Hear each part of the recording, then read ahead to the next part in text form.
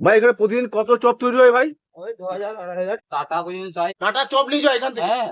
নমস্কার বন্ধুরা, আমি প্রলয়। আমি আপনাদের বন্ধু। আজকের ভিডিওটা তাদের জন্য যারা আমাদের পশ্চিম মেদিনীপুর চন্দ্রকোনা রোড দিয়ে কোনো না কোনো কাজে হামেশাই যাতায়াত করেন। আমরা তো এই রাস্তা দিয়ে কতবার যাই আসি, কিন্তু আজও এই মোড়ের মাথায় একটা খড়ের চালের নিচে 30 বছর ধরে যে স্বাদের টান মানুষকে আটকে রেখেছে তা আপনারা না দেখলে বুঝবেন না। এখানে শুধু চপ নয়, সাথে গরম গরম সিঙ্গাড়া আর জম্পেস ভেজিটেবল চপও পাবেন, যেগুলোর স্বাদ নিতে মানুষ আজও দূর দূরান্ত থেকে এখানে দাঁড়ায়। আমি তো আজ এই পুরনো স্বাদের খোঁজ নিতেই চলে এলাম, আর তার সাথে আপনাদের জন্য দাদার কাছ থেকে সবকিছু খুঁটিনাটি জেনে নিয়েছি। তবে তার আগে পেজটাকে একটু ফলো করে চ্যানেলটা সাবস্ক্রাইব করে দেবেন। চলুন এবার সরাসরি দোকানে যাওয়া যাক।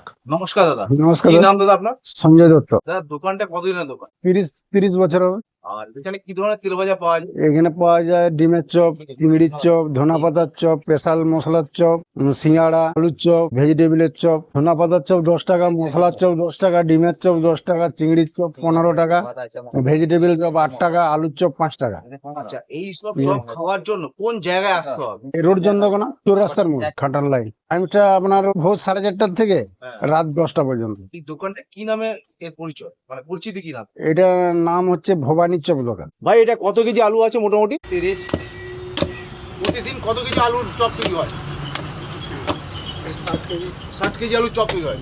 এই চপ খাওয়ার জন্য অনেক দূর দূরান্তের মানুষ আছে না? কলকাতা থেকে আসে বিভিন্ন লক্ষ লক্ষ মানুষ। ভাই নমস্কার ভাই, বলছি এখানে কি তুমি নিয়মিত খাও? মাঝে সাঝে খাও। এই চপের কোয়ালিটি কেমন তোমার? ভালো। আমাদের দোকানের স্পেশাল চপ এখন এই মুহূর্তে কোনটা আছে? ধনেপাতার চপ। ধনেপাতার চপ। তাহলে ধনেপাতার চপ আমাকে একটা দাও। আপনাদের এলাকায় কি এরকম কোনো পুরনো দোকান আছে এখানে চপের সাথে দারুণ সব সিঙ্গাড়া বা ভেজিটেবল চপ পাওয়া যায়? আমাকে অবশ্যই কমেন্টে জানান। ভিডিওটা ভালো লাগলে শেয়ার করতে একদম ভুলবেন না। দেখা হবে অন্য কোনো ভিডিওতে অন্য কোনো স্বাদের